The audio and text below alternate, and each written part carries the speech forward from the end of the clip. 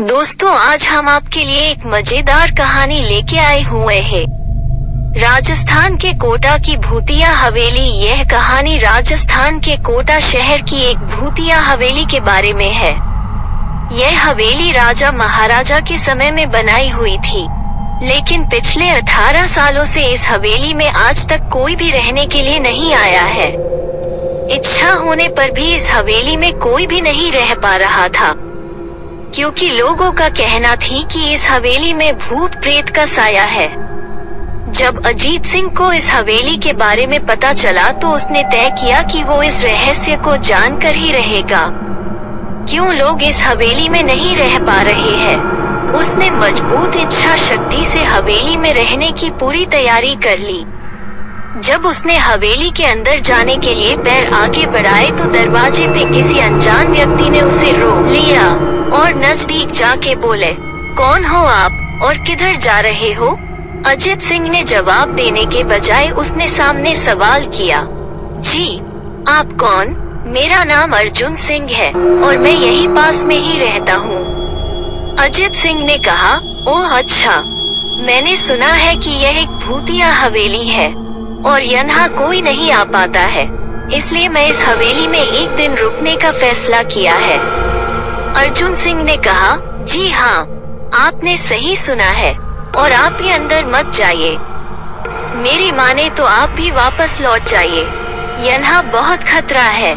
यह सुनकर अजीत सिंह खुश हो गया, जैसे उन्हें कोई लॉटरी लग गई हो। अर्जुन ने उसकी खुशी को देखकर बोला, आप क्यों खुश हो रहे हो? आपको तो भूत का नाम सुनकर डर लगना चाहिए। शायद आपको पता नहीं होगा कि मैं भूत प्रेत में काफी दिलचस्पी रखता हूँ। अगर इस हवेली में भूत है तो मैं अंदर जरूर जाऊंगा और सारी सच्चाई का पता भी लगाऊंगा। इतना कहकर अजीत सिंह उस हवेली में चले गए। अंदर जाके अजित ने अपनी बैग को साइड में रखा और हवेली के चारों ओर देखने लगा। सारे रूम भी चेक कर लिए। बाद में ड्राइंग रूम में आके सोफे पर बैठ गया। उसने वहाँ बैठकर दारू के 2-4 पैक भी पिए। वहीं अचानक उस रूम में लाइट का एक बल्ब चालू बंद होने लगी, लेकिन अजीत ने उस पर ध्यान नहीं दिया। थोड़ी देर बाद दूसरा बल्ब चालू बंद होने लगा। फिर तो हवेली की सारी लाइट चालू बंद होने लगी। यह सब देखकर अजीत अपनी जगह पे खड़ा हो गया और संपूर्ण सावचेत हो गया। अचानक उसके सामने एक छोटा टेबल हवा में उड़ने लगा। करीबन 6 फुट हवा में ऊपर जाके गोल गोल घूमने लगा और बाद में अजीत की ओर तेजी से आने लगा। अजीत ने तुरंत ही अपने जगह बदल दी और दूसरी ओर चला गया और वो टेबल वहीं जाके गिरा जहाँ अजीत खड़ा था। अजीत कुछ समझ पाता उतने में सोफे की शीट उसकी ओर आने लगी। वो जल्द खड़ा हो गया और छलांग लगा के दूसरी ओर कूद गया, जिसके कारण सोफा दीवार को टकराया और अजीत बच गया। अचानक सब कुछ शांत हो गया। अजीत ने चारों ओर सतर्कता से देखा और बड़ी आवाज में बोला, तुम जो भी हो सामने आकर के बात करो। वहीं एक बड़ी परछाई उसके सामने आई।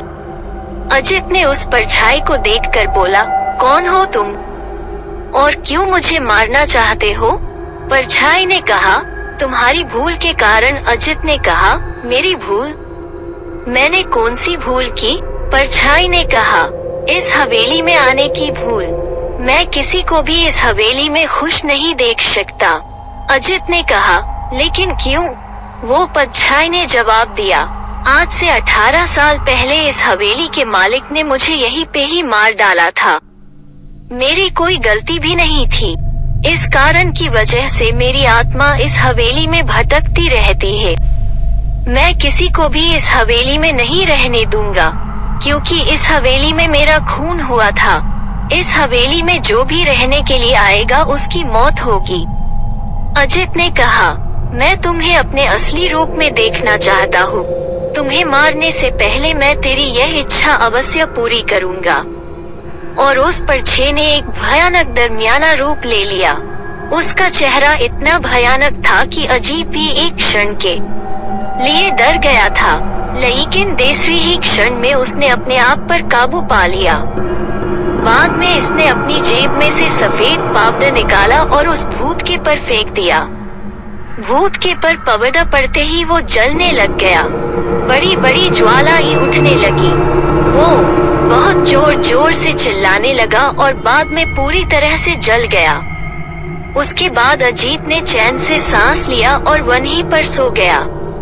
दूसरे दिन सुबह जब अजीत को सही सलामत हवेली से बाहर आते देख अर्जुन को आश्चर्य हुआ। अर्जुन ने अजीत से पूछा, तुम कैसे जिंदा हो? जब अजीत ने अर्जुन को कल रात को घटी घटना को पूरी तरह से बताया और बोला अब यह हवेली भूतिया हवेली नहीं रही। कहानी पसंद आई हो तो लाइक जरूर करना और चैनल को सब्सक्राइब कर लो ऐसी ही मजेदार कहानी सुनने के लिए।